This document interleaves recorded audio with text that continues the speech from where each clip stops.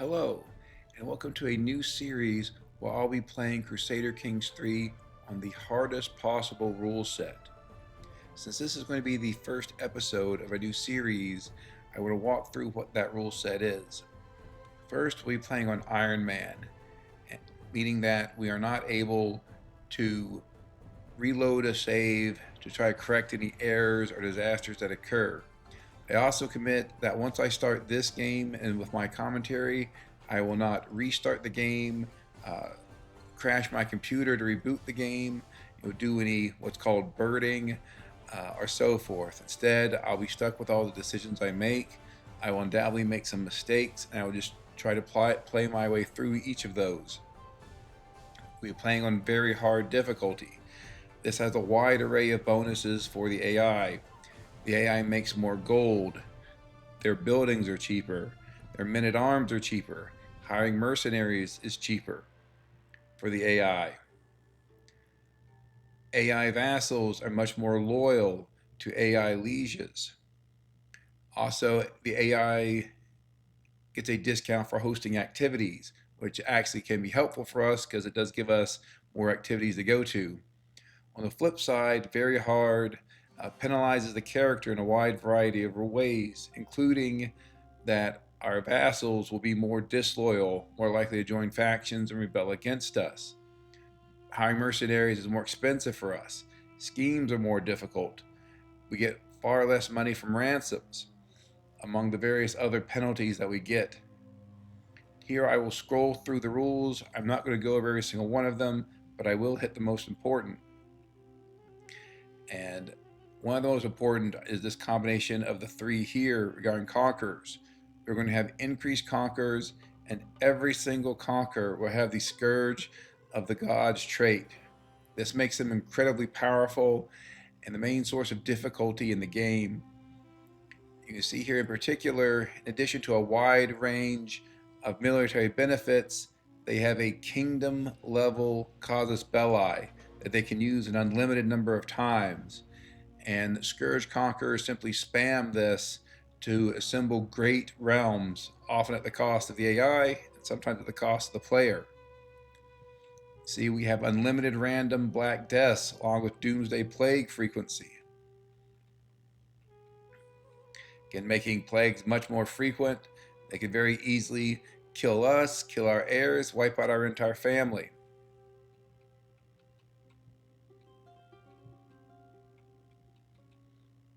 The other major sources of difficulty coming up is right here. Domain limit -3 for the player only.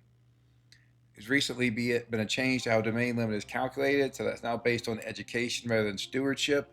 That itself already decreased domain limit significantly, and with this rule, often our domain limit will only be 1 or 2 counties at the beginning of the game. This severely restricts the amount of gold we make, where we can station regiments, and otherwise significantly reduces our power, making the game more difficult.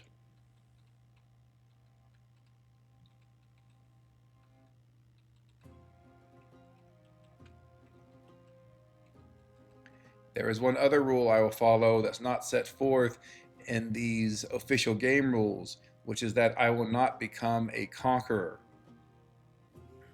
So I will not, if I'm offered the decision to become a conqueror, I will decline it. If I become landless, I will not pursue the decision that allows me to become a conqueror when I become landed. And really, there are two reasons for that. One is simply that being conqueror is such a strong trait that it really reduces the difficulty of the game. And of course, we are going for a high difficulty game here. Second, and relatedly, is that if I could become a conqueror, then the optimal strategy in basically every game will be become landless and pursue becoming a conqueror through decision available to landless characters. That would make for very repetitive campaigns that I would enjoy playing, and I assume you would not enjoy watching. Now that we've gone over the rules, let's talk about who our character is going to be. I wanted to play in 1178 for this campaign. A couple reasons for that. The first is that our first two campaigns are both in 1066, so I wanted to play in a different start date instead of doing 1066 again. The other reason is for these relatively early campaigns, I wanted to do starts that are a bit easier using this hardest rule set instead of going for the absolute maximum amount of challenge, picking some small random disadvantage count in the 867 start date. And so between 1178 and 867, the much easier start date, in my opinion, is 1178. Why is it easier? Well, I think you saw, especially from our first campaign as the Duke of Bohemia, that one of the things that makes our character stronger is getting through innovations, getting buildings. The idea being that the more buildings we can build, the more flexibility we have there, the more ability we have to build a stronger army, we're better able to take on the AI generally and scourge conquerors in particular. The idea, hopefully, is I am better at building buildings, building up my domain counties, and assembling my armies than the AI is. And the more flexibility I have to do that with more innovations, the stronger I should be. Also, when you start in 1178, many buildings are already built for you. Generally, you're going to have a significantly higher gold income. And so 1178, I think, is the easiest start date. Another reason to play it is simply because it's quite rare that people play in 1178, apparently. The YouTuber Koifish had a recent video where he said that only 4%, according to Paradox, only 4% of game starts are in 1178. So I want to play this so more people can see it. Now, I thought about starting in 1178. One option was to start as a duke, particularly the Duke of Bulgaria in the Byzantine Empire. Also thought about starting as the Duke of Angria, who is a vassal in the Holy Roman Empire. But I was thinking about those. Paradox helpfully proposed another character, which is this one, Duke Henry. Here, he's French. He's realm of Champagne, so a vassal of the French king. I took a quick look at him. He seems like an interesting and good character, and so I believe we will start with him. He will be the character we use for our third campaign.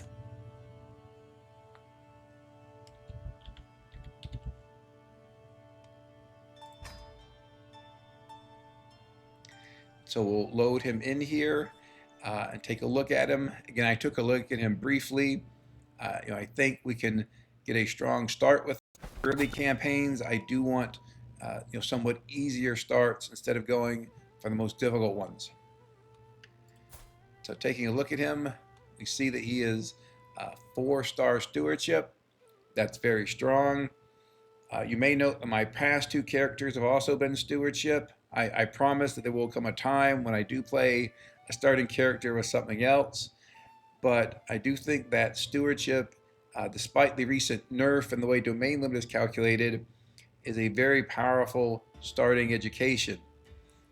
At the beginning of the game, you really want to construct buildings, increase your net income, increase your military buildings so that when you station your regiments there, they will become more powerful and really set that base or foundation that will allow you to progress through the rest of the game.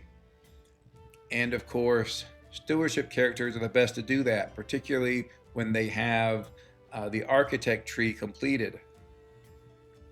We see also here that he has quite good traits in terms of being diligent, which is very strong. One of my favorite traits, as you know if you've watched this game, or my prior campaigns.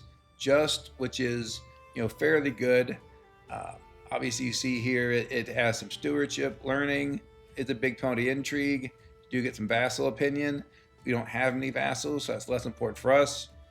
We have generous, which I am generally not a big fan of, simply because of the monthly income reduction, unless you are ruling a large realm.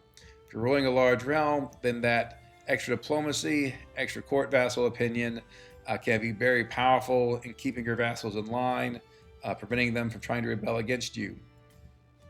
And here we do have two game rules that significantly increase factions, increase the chances of rebellion.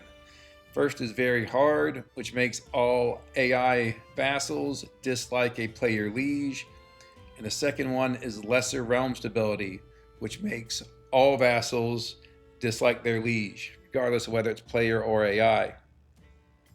Should note there on lesser realm stability that playing on very hard does make vassals more obedient to an AI ruler, and so that benefit from very hard really cancels out the penalty that AI rulers get from playing on lesser realm stability. The sum of it is that AI vassals are generally loyal to AI rulers and very disloyal to me or any player. You see he has administrator, which is kind of unfortunate actually. He's also a crusader here. So let's look at his lifestyle. So I know this was unfortunate. The reason is administrator, this entire tree here is quite useful in managing vassals in a large realm. You can see that most of the perks in this tree are aimed at vassal management. The problem is obviously that we don't have a very large realm. We do have a couple, I guess looks like 3 vassals here, but we really don't need administrator. So the question is how, we are going to have a stress break to reset these. People who have watched my prior 2 campaigns have seen I really don't like taking on stress. I'm careful to avoid it, but here I do think it's unavoidable. Do want to look at how much gold we have.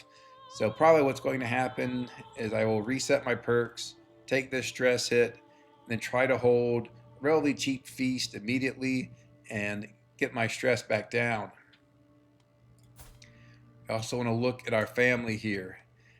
In terms of what I pin, I always pin myself and pin my spouse so I can immediately see what my age and health is. See, one of the disadvantages of Duke Henry is that he is quite old for a starting character. We'll then pin our children. So currently we have 1 son and 2 daughters. Let's take a look at our son here. He is not very good, frankly. He already has a sinful trait. He has fickle, which is not a very good trait. He's charming. He's an intrigue education, which I will say personally, I'm generally not a huge fan of playing intrigue. And in particular, in playing on very hard, all the players' hostile schemes get a significant penalty. So playing intrigue is more difficult, even if you do like it. That said, he is our current heir, so there's little choice but to educate him. At the same time, I think I will romance my wife, and hopefully we will have another male heir, and we'll have to think about if there's a way to replace our current heir with that hopefully better heir that is yet to come. It could be that we are just stuck playing our current son here. That's part of the challenge of playing on very hard difficulty.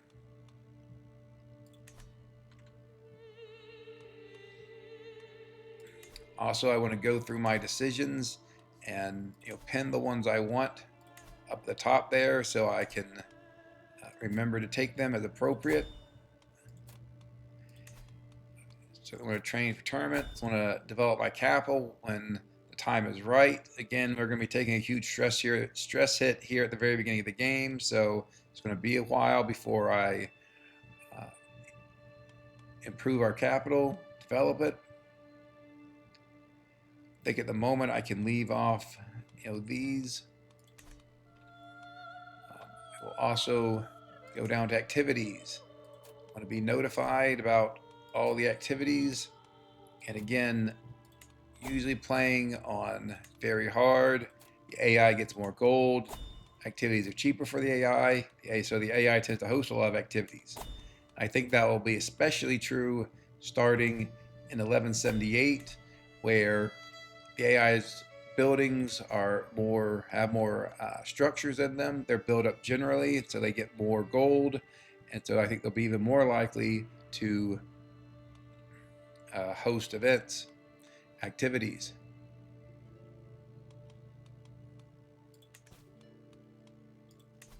So one thing we will want to do is take a look at what officers, because domain limit is based on education, you really want your children to be as well educated as they possibly can. So we go here, we have our tutor, we'll put her on educate children, which gives them chances of increasing their skills. Again, I'm not going to be playing just a character for one lifetime. I'm going to be playing at least a few, perhaps more. So really want our children to be as have the best stats and be as qualified to be ruler as possible. That will make things smoother, particularly try to help avoid any factions and rebellions. So we should have a wet nurse coming, our personal physician.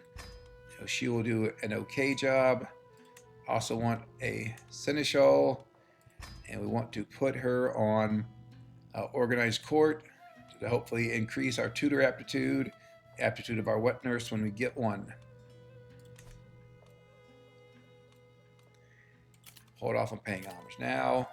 Of course, we're over domain limit because on these settings, we're almost always over domain limit. That's just the way it's going to be. For our counselors here, these first two look quite bad. This guy's just a baron, so we can't really do anything if we replace him, so we will. We'll continue to build up our development, starting in our capital. Though maybe we're better off. I guess we'll put up development in one of our other domains. You can see here our capital is already at 27, while our other 3 domain counties are at 15 or 16. So we'll be able to build up these other counties faster, so let's do that.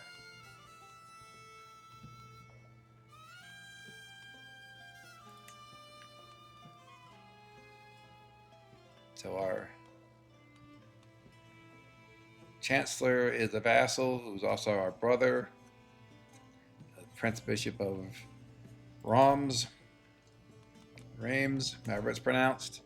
Again, I will butcher pronunciations. It's not intentional. I'm just terrible at pronouncing things. For our available dynasty legacies, normally I always go with these 3 first. Because we're in 1178, that's debatable whether that's the right decision, because you do have less time to play from 1178 to 1453 than obviously if you take the other 2 earlier starting dates. On the flip side, even if you're starting 1178, you have more time than you think.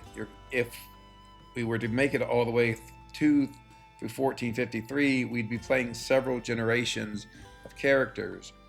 So I still think that Noble Veins is the way to go. Getting those genetic traits is just incredibly powerful, especially getting intelligent and genius. Just make your characters significantly stronger, really make the game easier to play. I want to check on our realm here, particularly our laws. So you see we have high partition for succession. Doesn't matter at this moment since we only have 1 male heir. We'll check to make sure everything is going to him. Yes. So you see here we can pass limited crown authority. Playing on this rule set, particularly very hard. Talked about how rebellious our vassals are. Our vassals are very likely to try to form liberty factions. If we do this, I'm curious how strong they are. Also curious if we can form alliances with them. Our brother here, so we can form an alliance. We can take him out of being in a faction against us. So I think let's do that.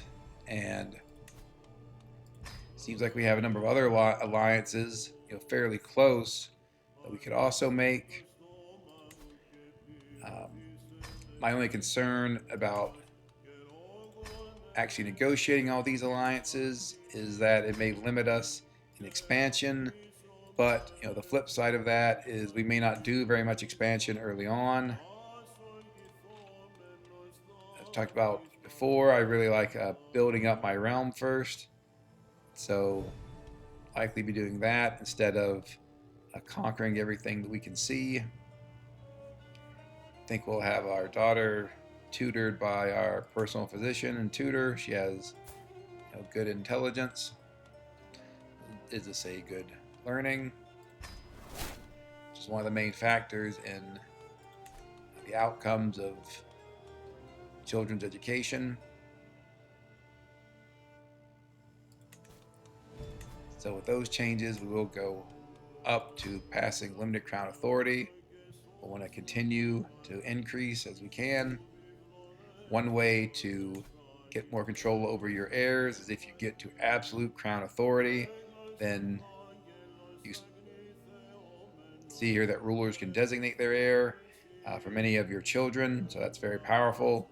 We won't be able to get there in the lifetime of this particular ruler, but the sooner we get there, the better.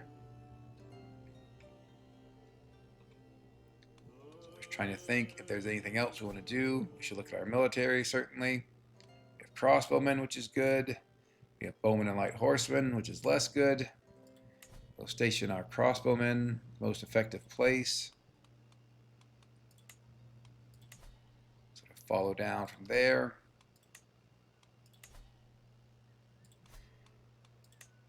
We'll want to really focus on our buildings first, and then after that, look to see what we can do in terms of upgrading our military.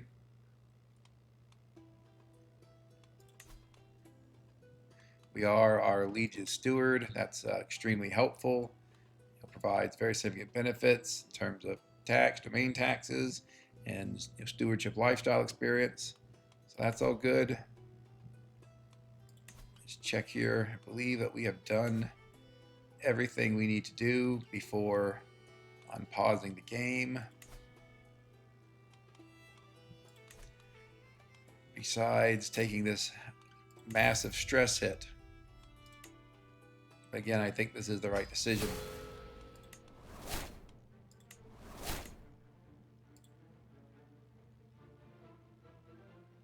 I guess I didn't, well, it didn't matter. So I did not see that he was a scholar. Unfortunately, resetting our perks, took away the scholar trait. That's unfortunate, but I don't think it would have changed my decision here.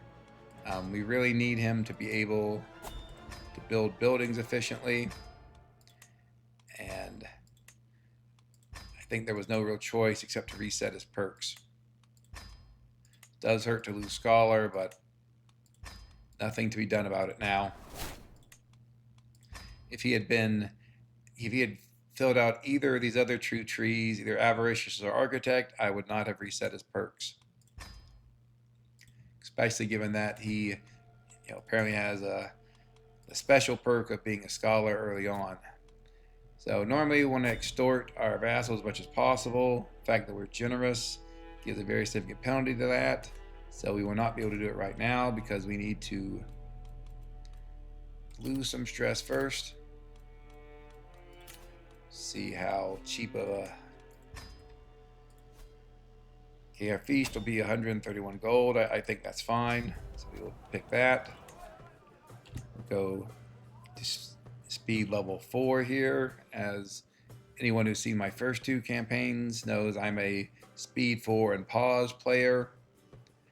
You see also, because we picked up divided attention, we got +1 to our domain limit holding, so we're already making a bit more gold. Let's look at what French culture has. In particular, I'm interested it has windmills. I think these are the 3 traditions that French culture always starts with. We do not yet have windmills, unfortunately. Also don't have men-at-arms. We do have all the innovations from the tribal and early medieval era. It does look like our liege is fascinated with the windmills, so we'll get them somewhat sooner, though still quite a long time. One thing we could look at long term is seeing if we can expand to our east here, get either Franconian or Swabian. I think Swabian actually has Industrious, which is very strong. One way to do that is to use a particular game mechanic that was introduced not too long ago, which is the difference in guaranteed protection and conditional join. So historically, in CK3, if you tried to attack any vassal within a larger empire, say if we had a claim on Bar and tried to attack it here, we would have to fight the entire Holy Roman Empire. That was changed so that if you have more than 160 counties in your realm, you are always set to conditional join, which means that someone can attack your vassals and you're not able to join in defense of your vassals for 3 years, which usually awards will be over in 3 years. And so what that amounts to is someone can just come in and attack your vassals and slowly chip away land from you. And so in terms of conditional join versus guaranteed join, the 160 county threshold is one way that affects it, but another is if an empire is in a civil war, if a faction has rebelled, or if there are peasants fighting, then the empire also automatically goes to conditional join, meaning that if there was some sort of rebellion in the Holy Roman Empire, we might be able to pick off some counties, move toward Swabia, trying to hybridize with their culture. I will be trying to look into that. You'll see when we get the opportunities. The problem is that we talked about we're on very hard, and so vassals likely to be very loyal here to Barbarossa. Also note that he has a very high diplomacy, which is further going to make his vassals loyal. So he simply may not have the opportunity to pick off duchies or counties within the Holy Roman Empire when they are in a civil war, for the simple reason that they may not be in a civil war. You can see we do have a number of small counties around us. We'll have to see what happens with those, if they're joined with duchies, or if they present potential targets for us to conquer down the road. But now let's finally start. I try to avoid these negative stress traits if I can. Here it's only 25 more stress. I think we'll be okay. All our alliances are rolling in. Though that reminds me that one thing I did not do was look at all of our courtiers. We'll see here. We want. We do have a quite good knight here. Really an excellent knight, frankly. So we'll bring him in.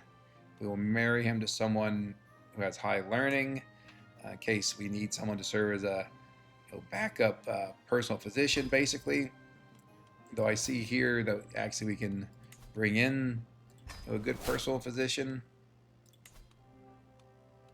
Find him a stewardship spouse in case we need another seneschal. I think we'll bring in this military commander in case we need him. Don't know what sort of invasions we might be facing, though there's something in that regard that I want to do. Looks like. And then since we have our military commander that we just recruited, we will focus on our women marrying knights, people who can serve as knights. Unfortunately, because we're playing on very hard, the maximum we will be able to get in terms of prowess is 12. There's simply not going to be anyone above that that's going to show up on the list.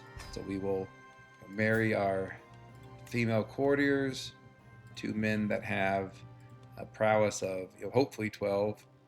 Want to make sure that when we do the matrilineal marriages, that the person does not have a job. Like this man, he has a job.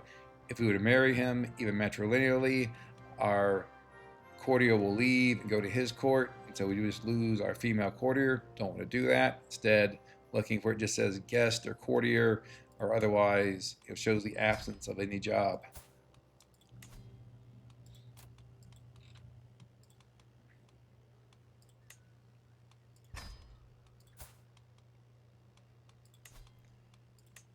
I can also see here that we're similarly limited to 12 and searching for any skill. We're looking for the highest intrigue skill one we can marry.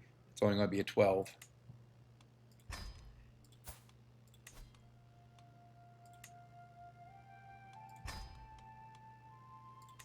So now we have married those. I think I do want to create an accolade with our new knight. From what I could see, he could be a blade master, which improves our knights. Blade master is very powerful, and it's worth creating. So we actually get 2 accolades. We can see what else we want to do. There's blade master. We will create him as a blade master. The other one, let's see what we have available. Valiant is generally good. If we had a Vanguard, that would also be strong. Vanguard gives benefits to heavy infantry. I think maybe we go ahead and make this Valiant.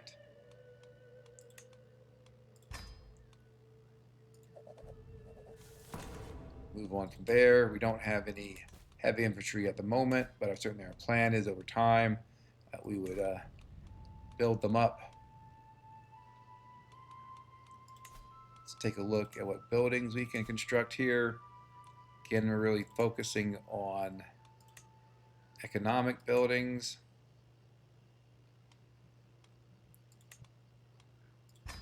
It's unfortunate that we don't yet have windmills, but so we'll have to look at some of the lesser buildings like the pastures, cattle, the hunting grounds, things of that nature. For our wet nurse, I like putting the one in still virtue. See here, gives likelihood that children get a virtuous personality trait. Being virtuous is very helpful, and that gives you more piety. If you become a ruler, makes vassals less likely to rebel against you. So that's what I usually have this set on. Similarly here, talked before about tutor, have her on educate children. See if there's anything else we really need here. I think not at the moment. May need a caravan master at some point soon, but not right now.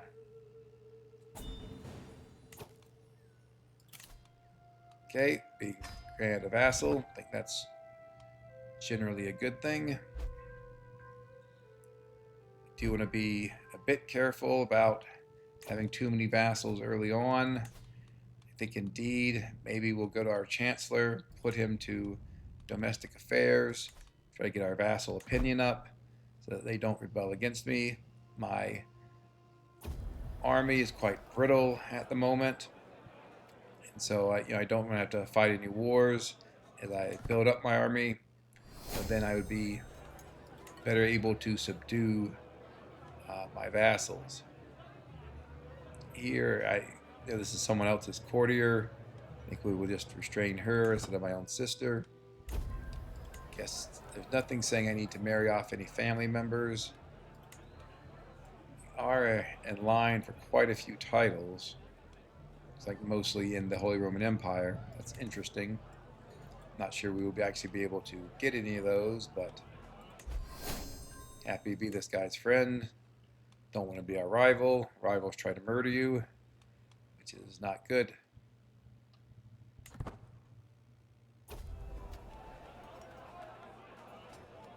Get a health boost, which is good since we are old. Want to lose the maximum amount of stress instead of these other options. So we get below the stress threshold.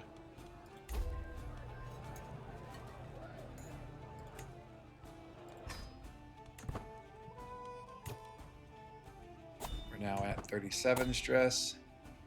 I'd like to get a bit lower if they can start subjects. Well, it causes us 48. Guess we'll take a little bit of a risk on this. So for this one, I don't want to pay gold. I don't want to potentially get stressed, we'll just go with this third option.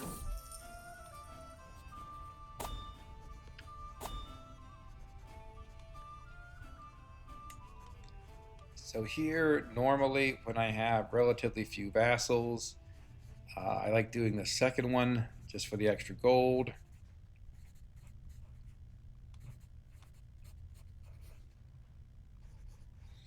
I think that's what I will do, or have some risk that obviously this is going to make our vassals like us less, increase the chances that they join factions or rebel. Don't have any factions at the moment, and you can see one of our, I think we now have 4 vassals. One of them can't join a faction against us, so I think we're still okay with doing this middle option. See, there's already a tournament that's come up that King Henry of England is holding. We will train for it, and then we'll very likely head out to it. Plenty of events. We probably are not going to do very well at them, but you never know. Oh, he's even holding it on this side of the pond.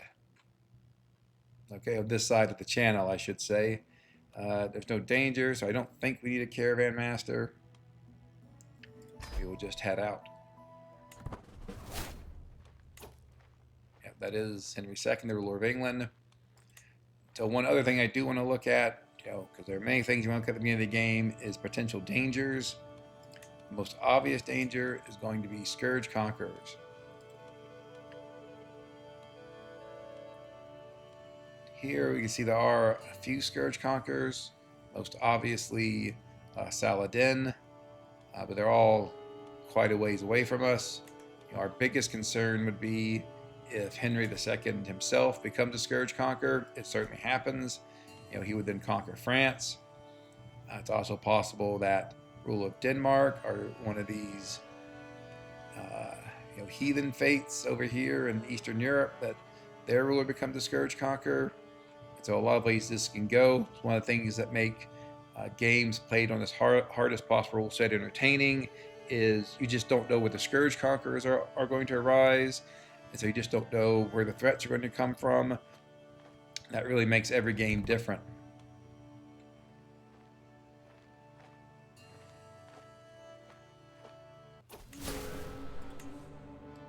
So we'll do our best to win these.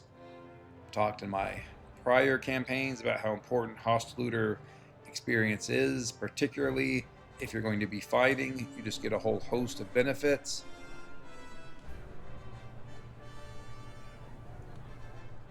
This character, probably aren't going to use him to wage wars, but he can still get a number of different benefits. Health bonuses, bonuses to monthly lifestyle experience, and others. So this, if we've already had a stress break, so we should not have another one. Our chances of winning this bet are so high. I do want gold. We'll just take the stress and hope that we can get rid of it through some other events. Also, we do have plenty of gold here, so let's look at what else we can build. Generally, I focus on building the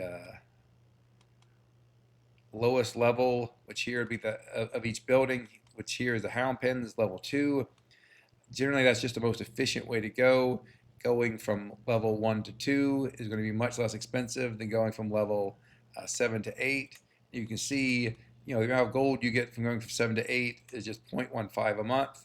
From going from 1 to 2, also 0.15 a month. Difference is it's only going to be 150 gold, 151 gold, while this would be 887 gold.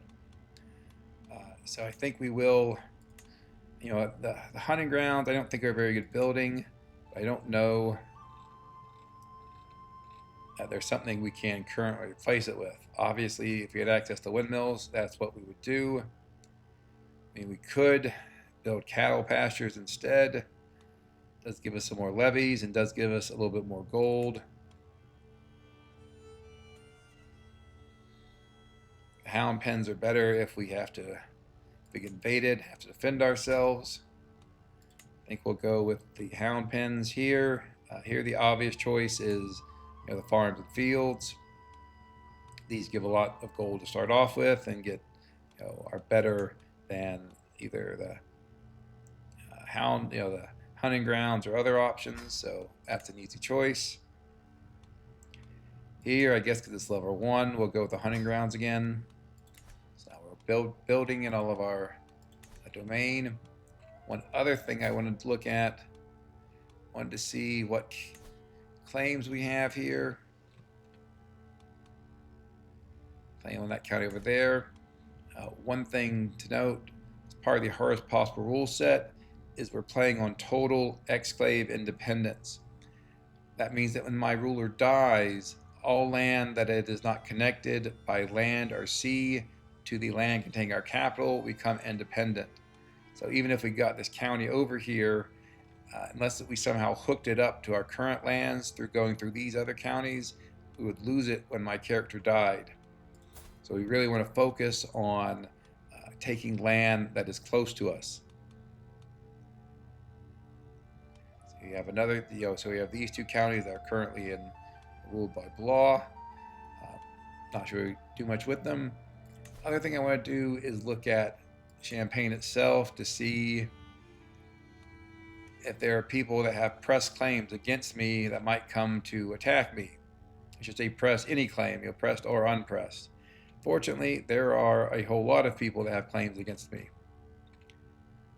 So that is not good. Including one, I assume this guy is in Burgundy. Yes, okay. So that is actually very, very bad. It's quite possible that if he is able to get an army together, that he would try to attack my lands. Because we're playing on very hard, the AI is much more aggressive toward the player, so there's a real risk that we do get attacked. Let's see, are we allied to Burgundy? We might already be. Okay, we're already allied to Burgundy, so obviously there's not going to be a threat from that direction. So as part of our initial alliances, we took care of that, so that makes me feel a bit better. In any event, let's continue on here. Really looking to increase our score. So usually I pick the tourney grounds, and then I go for the temple because you get options to increase your score. There's often an event that will give you the potential for renown, which is very powerful.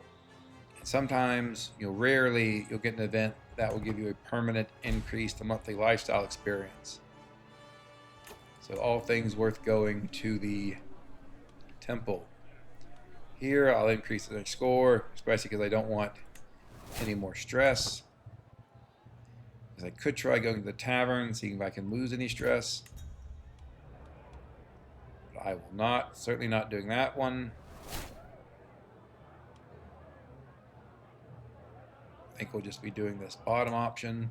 Don't really want to fight someone.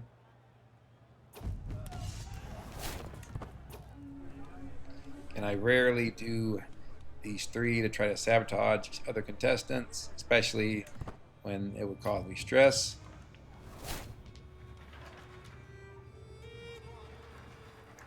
Guess we'll try for the truce here, even though it's unlikely.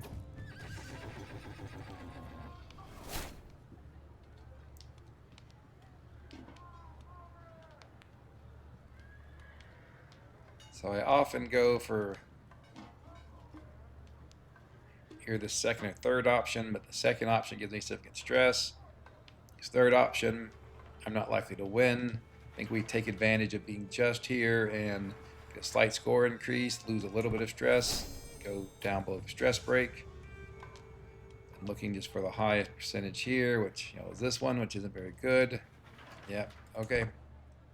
Melee is a coin flip, so if you're going to suck at an event, melee is probably the event to suck on because you can still win even if you've performed quite poorly, but we did not win. That's okay, we will move on. So here, just the bottom option, we get a slight score increase, don't want to get a lot of stress from any of the other options.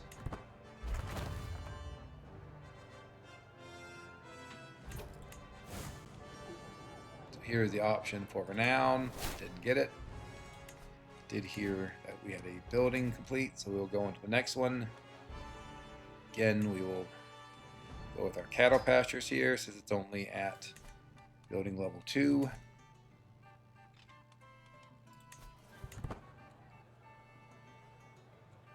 Go back to the tourney grounds, try to increase our score. I think let's lose some stress. We got drunk, so negative event, which is unfortunate. I think that was only a 20% chance, so ex ante, I still think that was the right decision, even though it had a bad outcome. Usually don't place bets. Unfortunately, we failed to qualify because we got drunk. Probably some life lesson there. But we'll go on to the next event. This is the joust. Have to see how this goes. Hopefully I don't die during the joust, which is a real chance here. Go at the top here, lose some stress.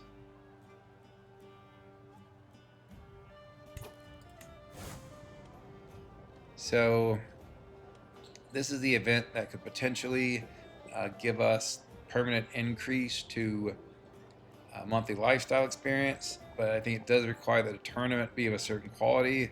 Looks like this tournament is not. And so I don't really want to take the stress for this, and being superstitious, you can see there it increases stress gain and stress loss. You usually have to spend money to get stress loss, and the stress gain is just bad, so we'll just go with the bottom option. Because of our Blade Master Knight, I do get Aspiring Blade Master, which, bit of prowess could very well be useful in the joust.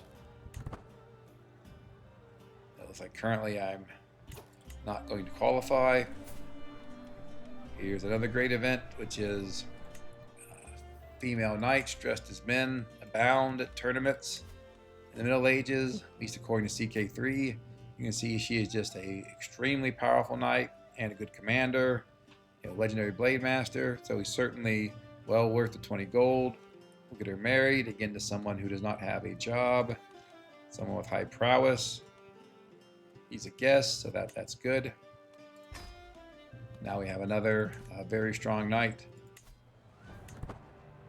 Though it looks like we are not going to be participating in this joust because we did not qualify.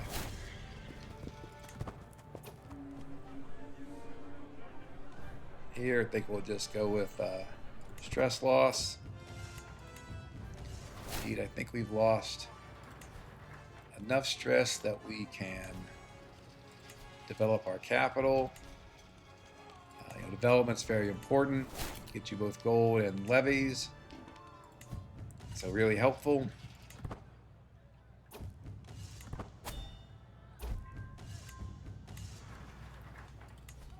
as I talk about that, one of the things I should also do is try to influence my ward's personality. I really want to give him diligent. I don't particularly want to give him generous at this point, and just is just going to make any schemes he carries out give him stress. So let's try diligent. Very strong trait. It's a 8 worth of skill points. So see if it works. And it did. So at least our heir will be diligent. And again, hopefully we can get another heir who will be stronger. I think that may have just been a bug there. That no event popped up. We'll move on. Okay, it's twice that no event has popped up. Not really helping us in terms of trying to qualify for wrestling. Okay, well, we didn't qualify, so that's that. We did our best to qualify for what we could. We just completed some more buildings. You can see we're up here to 30 gold, which is quite helpful.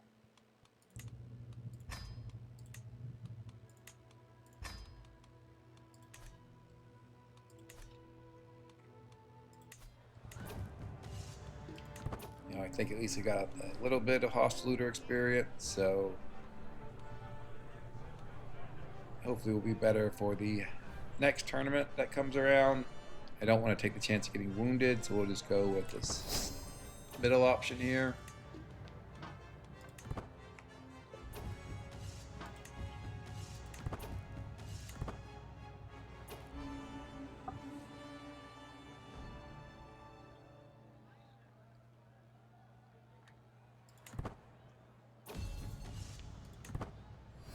Looks like a man of the cloth won the wrestling match. Here, I generally do not commit adultery, because if you do, you get a secret that can lead to hooks, also lead to exposure that costs you a level of devotion, so it just isn't worth it. If there's a woman with very strong genetic traits, if she were beautiful, Herculean, or particularly if she was a genius, then that might sway me to a different conclusion, but obviously this woman has none of those things, so we will go with this one. Move on. We'll take a look at all the prizes that we could have got but did not. Really the only thing there that I regret not being able to get is the prize sword. You see also that simply holding the grand tournament gave Henry II quite large amount of renown, plenty of prestige. So holding grand tournaments is very powerful. I don't think we will have the gold to have one, but you never know. So we have the opportunity to give our son either gregarious or temperate. Given this choice, I'm a big fan of temperate. It is a virtue. It gives more stewardship, gives a small health boost, all good things. Gregarious, he has some of its own benefits in terms of diplomacy.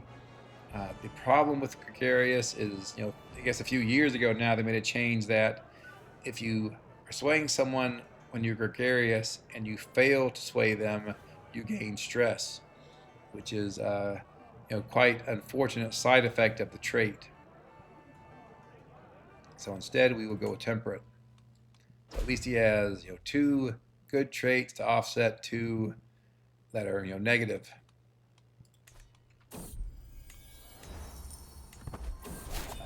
If he becomes our heir, which is probably likely, we have to play as him, then we'll just do what we can. Unfortunately, our success scheme failed, and not only that, I end up with stress.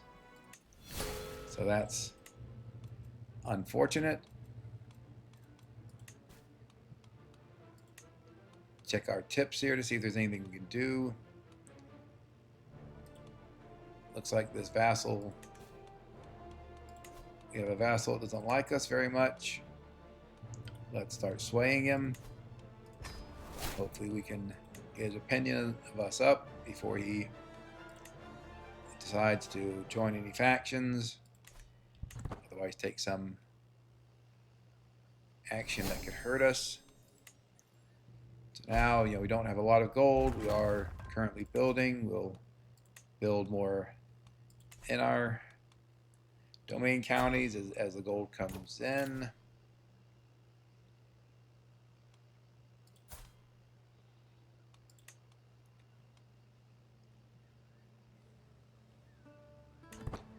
Let's see.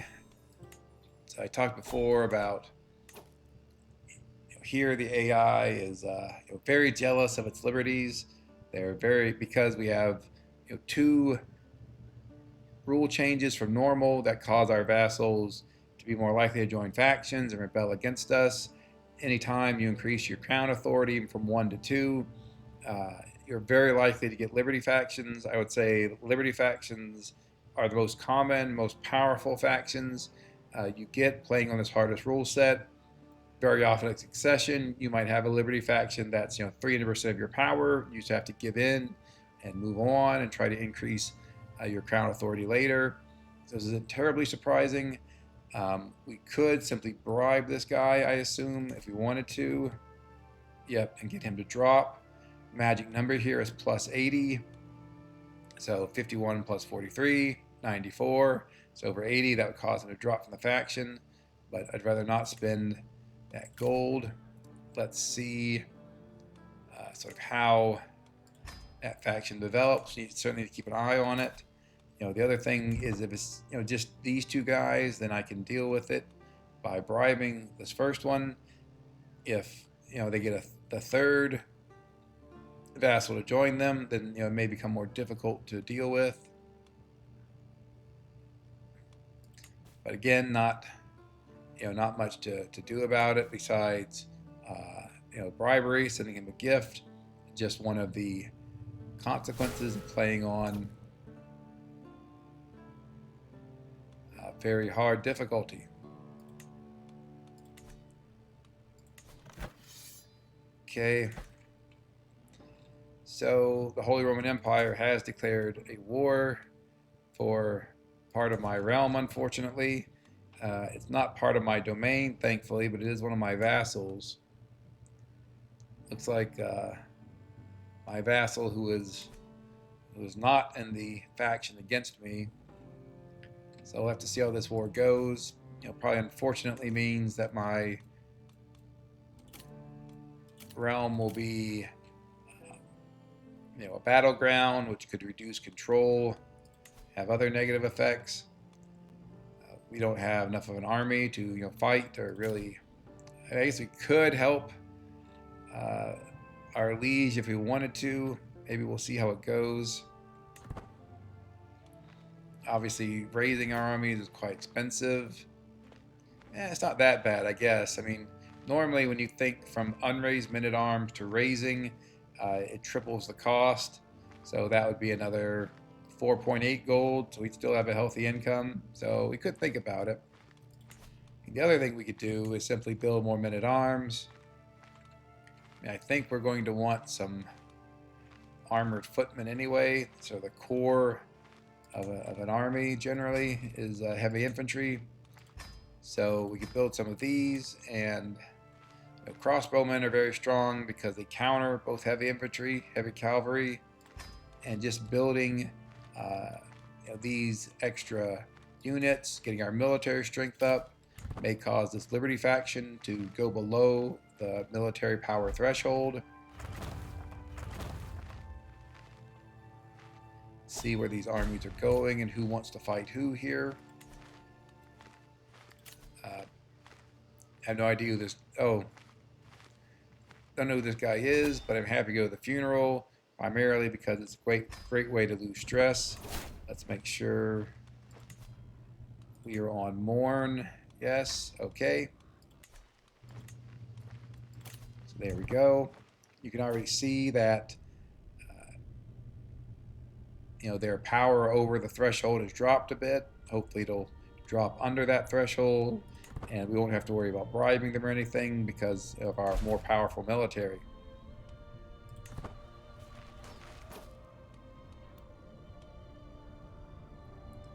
Do not want to lose that much gold. I'll just pick this first option.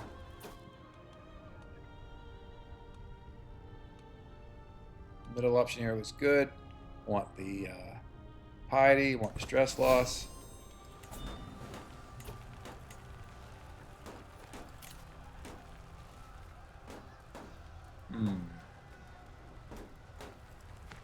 So one of the things we talked about is in playing on the hardest possible rule set, when you're playing on very hard, you only can propose one alliance by marriage of any significance, really. Which is to say, one alliance that is with a foreign ruler that you can pull into your wars. You can have, many alliances with your vassals if you want to do that to pacify them or whatever. But in terms of proposing an alliance by marriage with a foreign ruler, you can only have one of those that you can propose. But the AI is not limited by that. The AI can propose to you to form another alliance, even if you already have multiple powerful ones. Now, early in the game, we sort of got around that. You see, I just said propose alliance by marriage. If you have relations, you might have multiple alliances you can form, as you saw me do early on. But that will count as your one alliance, meaning that you can't form another alliance by marriage. If I were to try to marry off my youngest daughter, for example, organized by alliance power, I cannot get a new alliance.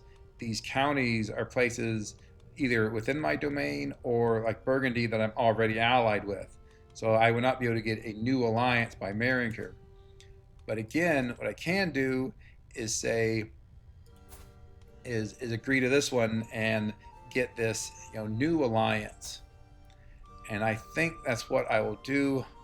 I kind of hate doing this early. I like to have a large family, people of my own dynasty, but just in case things go bad, I mean, has a decent amount of military power, and so I think it's worth taking this alliance. This is another big difference between playing on the hardest possible difficulty and playing a regular game. In a regular game, I would just auto reject any proposed betrothals because I can go, find a better alliance or at least an equal alliance on my own. But here, in fact, I could not make this alliance. If I proposed it, it can only come from the AI at this point. And so if I reject this, then I'm not going to get another opportunity to make this alliance. So for all those reasons, I will be accepting it here. The issue is I don't think I can call those people in if I were to join my liege in this war here. The war where France is defending against the Holy Roman Empire for my vassal. I think we'll just go for the bottom one here. I don't want the top because that obviously gives me more stress.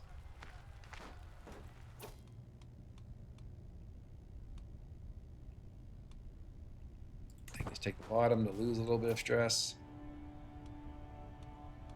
Again, middle one looks good.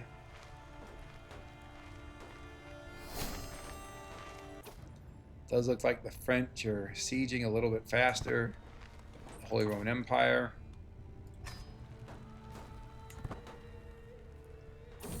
It's possible that this ends up being some sort of white peace eventually after a lengthy and pointless war. I wouldn't be surprised, but we'll just have to see. I would like to keep that county, but not up to me really. He certainly seems sort of questionable for large empire and then France to be fighting over a single county, but that's sort of the way it goes. Nothing new on the conqueror front yet. See, our Liberty faction still is not below the threshold yet. Let's make a few more military units, which is to say to increase our regiment size. I think we'll probably, that's probably enough regiments for now. If this doesn't get rid of the faction, we'll deal with it some other way. Take a look at our son, if there's anything we can do with him. Try to make him a better character. Learning High German is good.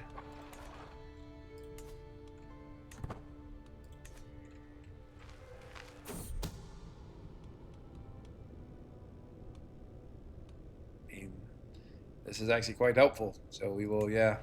So it looks like, okay, I don't know why France just... So France was about to complete a siege, then they dropped it. It's possible they now think they have enough military strength to simply attack the Holy Roman Empire, which is good if true. Here, I don't like the stress, but 480 gold is a lot, so that's what we're going to be doing.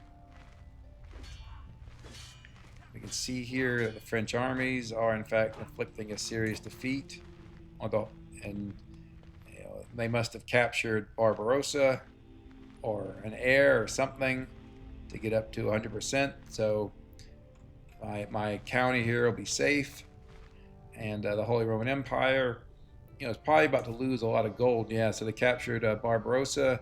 You can see he has 405 now. Let's see how much he has to pay to France for losing that war. Wow. Looks like about 2,300. So this gets to what I was talking about previously in terms of attacking, trying to take land within the Holy Roman Empire.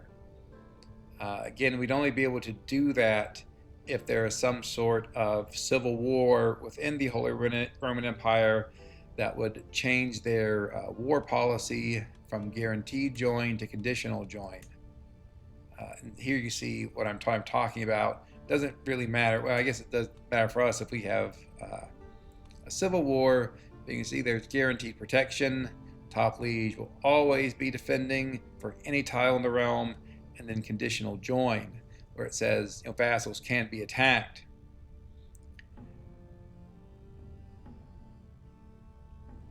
And so you can see the options here. But one part of let's see if it says no. Okay, I guess it doesn't say it. But if you're in a civil war, vassals are attacking the liege. There's a peasant rebellion. Then you go to conditional join, even if your realm size is under 160. Yeah, so here you see it at the bottom here. This law is automatically enacted automatically. The top lieges, you see if they're hegemony, 160 or more, house unity, which is for clan, or at the bottom, they're the defending war leader in a civil war. And so this fourth one is what we're looking at. I'm talking about all this because that's a big debt that's going to annoy his vassals. And even though, again, we're playing on very hard, so AI vassals are much more loyal and obedient to AI rulers, that could be enough debt that some of them start rebelling. If they do, that creates an opening for us. All that in mind, I think what we might want to consider doing is fabricating a claim. What I'd like to do, I think, is get to Swabian territory to hybridize with our culture. We could get industrious, which is very powerful. So we are going to be fabricating a claim here on this county, Neuchâtel, in Duchy of Upper Lorraine. We'll see how it goes. In the meantime, we have some more gold. Let's look at what we can do to build up our counties here.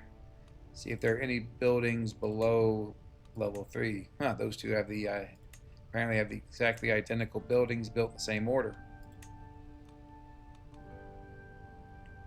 Not seeing any, so I think let's go ahead and build up these workshops. They're quite expensive, but they do give some more gold, give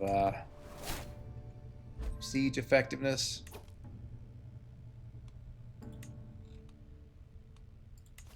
It's like our liege is going to war.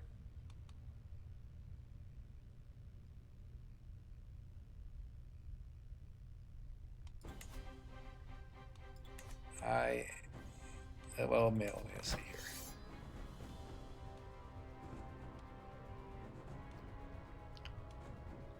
So I'm a bit confused in that you can see our liege is attacking Savoy, but Savoy is part of the Holy Roman Empire. Maybe the Holy Roman Empire has more than 160 counties. Maybe they're already on conditional join. It's the only way I could think of how they'd be able to do that without getting the Kaiser involved. Anyway, we'll fabricate our claim here for this county, and then we'll just see. We'll see what sort of war options we get, and if we can attack the county alone without involving the Kaiser. We do have a number of allies, so possibly we could take it.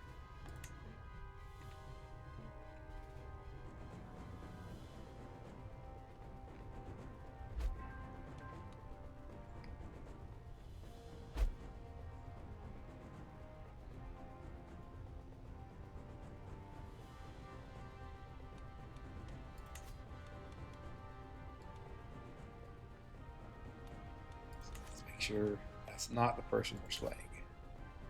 He's Dead swing this other person. I guess we'll keep doing that. Okay. Okay, so this is good.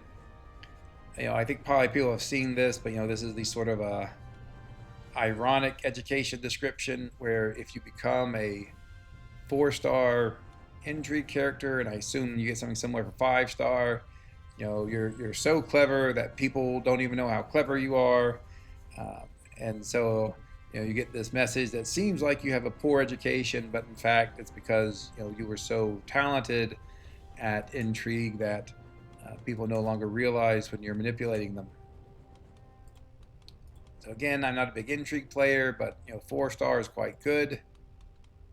Means we won't have to, hopefully we won't have to worry about giving away our domain. When he takes over, he'll probably have a domain limit of 2.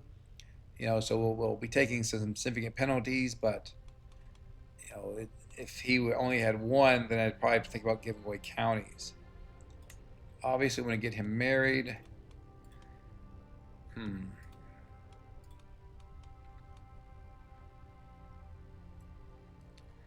Question is who to.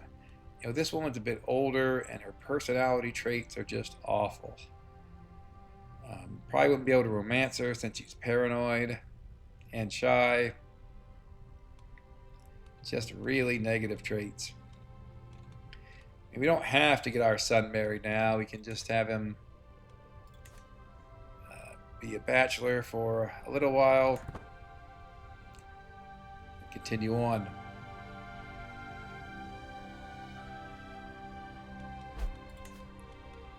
I think we could do with some more trebuchets here, especially if we're going to be attacking Holy Roman Empire potentially.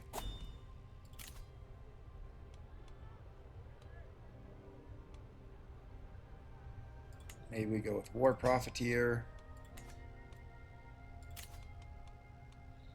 Again, another tournament with a lot of events. We will want to strengthen ourselves. We'll hire, since there is some danger there, we'll hire our caravan master. Head out there. Again, if you're going to fight in wars, getting hostile looter experience is just very powerful. So we definitely want to do that. Here, I usually try this first option, even though it didn't work there.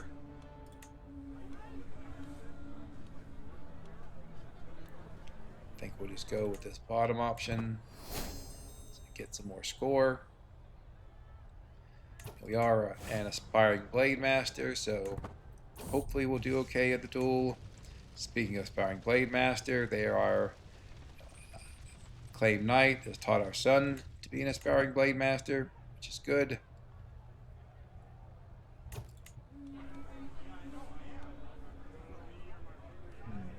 See, now the problem is, I think it's been long enough since we had our last stress break that if I pick this, we'll have another stress break, which I don't really want. I think I'll just increase my score. Hopefully we'll win this duel, and by winning it, we will lose some stress. Missed the opportunity to participate in the last preparatory event, but that's okay. Again, don't want stress. Here, I guess this is one of my knights, so I won't try to make her angry with me. Go with the highest chance, and we actually won.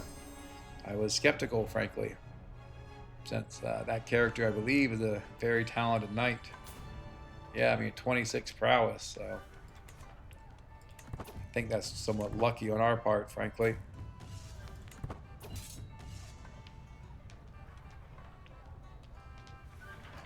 So the issue here is there's not much difference percentage-wise between these first and second. If the second option was like 80% chance our score increases slightly, then I would take it. As you see here, in both circumstances, our chances of getting a moderate decrease and a wound are roughly the same. Given that, I'd rather go with this top option. The other option is just to live to fight another day. Could do that. I think let's roll the dice. And that was a mistake. Should have been conservative. Hopefully we will get healed by our relatively good physician. And despite that mistake, we still won. I am surprised. I thought that would have been a guaranteed loss after losing that roll.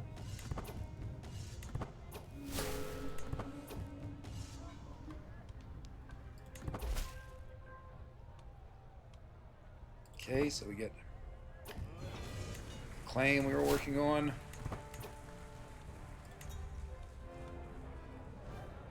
I think we'll try this again to lose some stress. Hopefully we don't get hung over. We did not.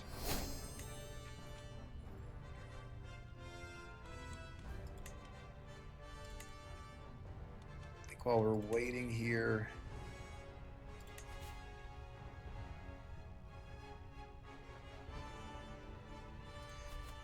let's see, it'll take him 14 months, so we'll certainly be back by then.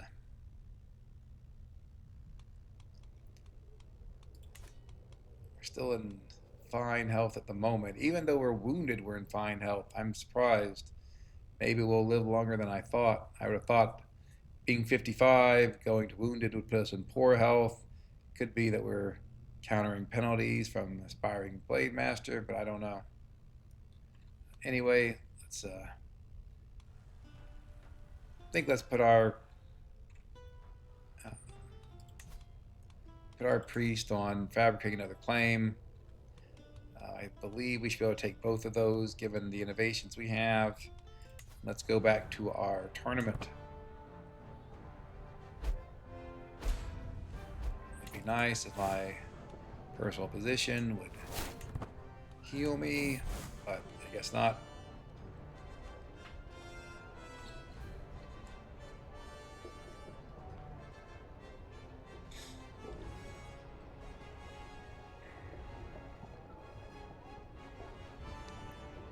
So I don't really want to fight in this, but obviously I don't really want to lose 500 gold either. Now, what I could do is say yes and then slow walk it. That's probably the best option.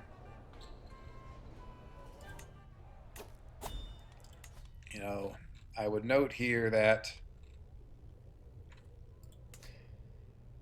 Saladin still controls this area. Now he controls Jerusalem, where they're going, right? Yes, obviously he took over the kingdom from, well, most of the kingdom from Baldwin. I guess are those two counties in a different kingdom? Yes, they're in Syria. So I've talked before. I mean, he could have holy ward for this also, but scourge conquerors. You want to think about when a scourge conqueror is approaching you. You want to think in terms of kingdoms. Scourge conquerors have an unlimited kingdom casus belli, so they're going to take a kingdom when they get close. And we talked about, we were playing the Duke of Bohemia. It was quite useful that we were in a small kingdom, because if a scourge conqueror approached, they're going to attack Germany, Bavaria, Lotharingia, Poland before they turn to Bohemia generally. Here, of course, we don't really have that cushion. France is just one of the largest kingdoms on the map, and so if someone approaches, they're going to attack that. But in terms of Saladin here, he likely used his kingdom level CB from being a scourge conqueror to take Jerusalem. The issue is that when the crusade attacks him, he is one of the most powerful characters in the game. You can see he's an exalted warlord. That just gives tons of benefits in terms of army movement speed, siege effectiveness, incredibly important. And being this just shows what he gets from being a conqueror. For being a scourge conqueror, he gets plus 25 advantage in every battle he's in. That is just massive. He also gets additional siege speed. He'll can siege down even well-defended baronies in like 15 days. So I think that the crusade is going to go into an absolute buzzsaw here and get ripped apart by Saladin. I think most people who have played know that the crusades often don't perform well. Here, if the crusade wins, great. Oh crap. So obviously I've gained an effective wound. That's very unfortunate. We'll hope that our position is able to give us some benefits. Go with this middle option, try to increase our score, but we failed. I'm sure now that we're in poor health. Yep. So I don't know. We might be playing our son very soon. Here, I don't want the stress, and I don't really want to participate in this. So, let's let it go. Again, I'm probably going to go with this top option, lose some stress. Again, we'll try the top option, didn't work.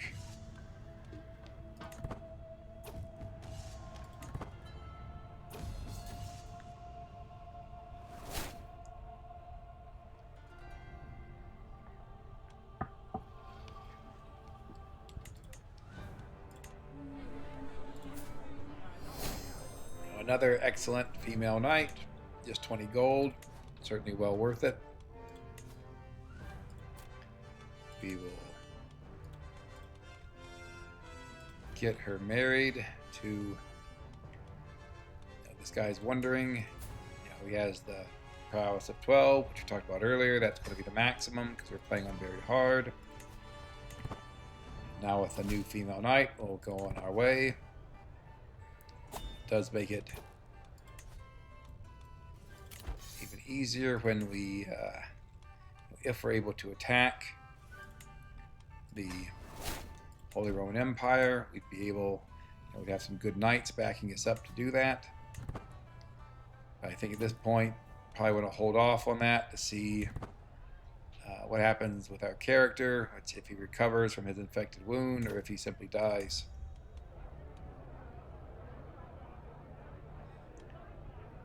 Don't really want to lose score, so I guess we'll go with that bottom option.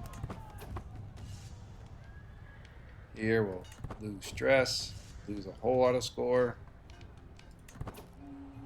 And yet we managed to pull it back and prevail.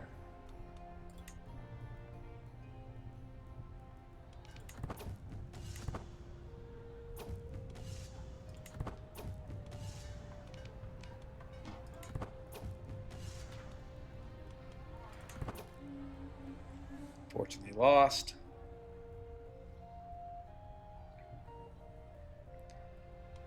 Because we may be close to death, I don't want to spend any income or any gold. I try to leave our son with a decent amount of gold in case he needs to bribe people.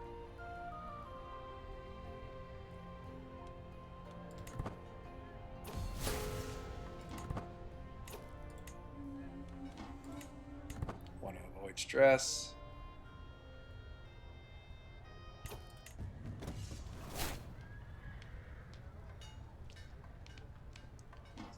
Nudity filter check will avoid stress and get a little bit of piety.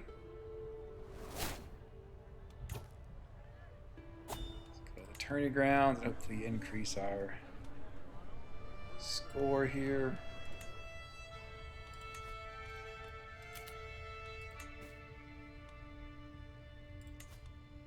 Just take another look if there's anyone. Good traits to marry.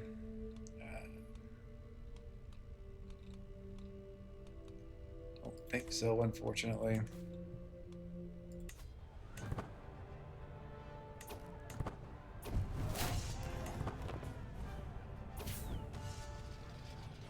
with this option, obviously.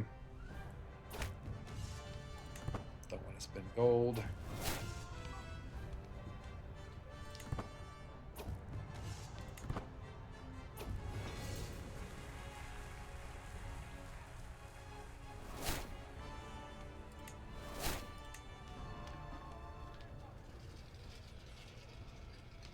See all these benefits we get from winning, including 50 renown, just very strong.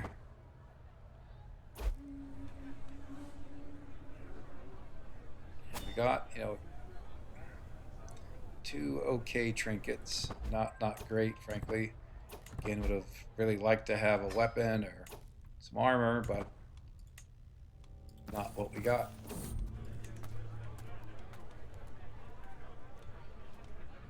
I mean, could appoint a court jester and be accept the decision to be entertained by the court jester. That's obviously another way to lose stress. Have them entertain our courtiers so they can lose stress. What is going on?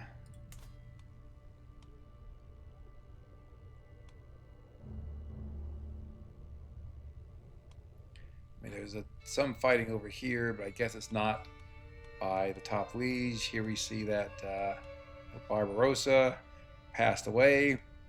I think most people probably know historically he died while traveling to a crusade. In this reality, he looks like he died a little bit before the crusade. So now his lands are ruled by son who's not that great. Obviously a sinful trait. Arbitrary is the vassal opinion -5. Diligent is good, as we talked about, but it's with all of our allies, it says his army is actually inferior to ours, which is interesting. So we'll see here. I mean, one issue is we were talking before about perhaps seeing if we can attack vassals within the Holy Roman Empire. We could attack the Holy Roman Empire itself, though I think if my liege is already at war with them, I cannot do that. And I'm genuinely surprised that I not only wounded, have an infected wound, but I'm still feeling fine. So that's that's good. I mean, hopefully if we can get through this wound, I'll be around for a number of more years, and we'll be able to maybe take some territory off the Holy Roman Empire. I'm curious here. So we have a claim on this title. I'm curious if I can attack him individually. Guessing so the answer is yes. I am surprised.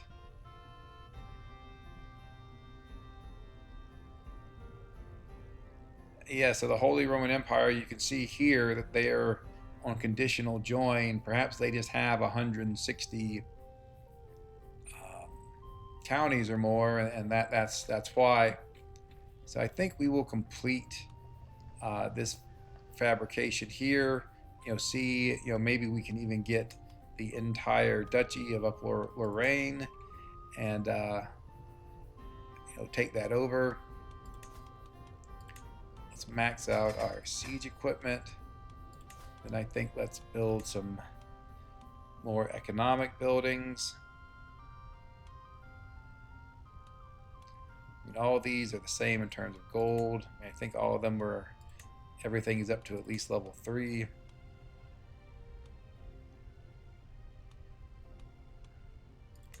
Get a little more piety here. I think from here we'll fabricate this claim, sort of see what we get, and move on from there. So for now, I think we have been playing for a while, and obviously there was a bit of setup, but I think we'll call this episode here. Thanks very much for watching. I hope you'll watch my prior campaigns. Hope you enjoy them. Hope you enjoy this one as well. Thanks again, and goodbye.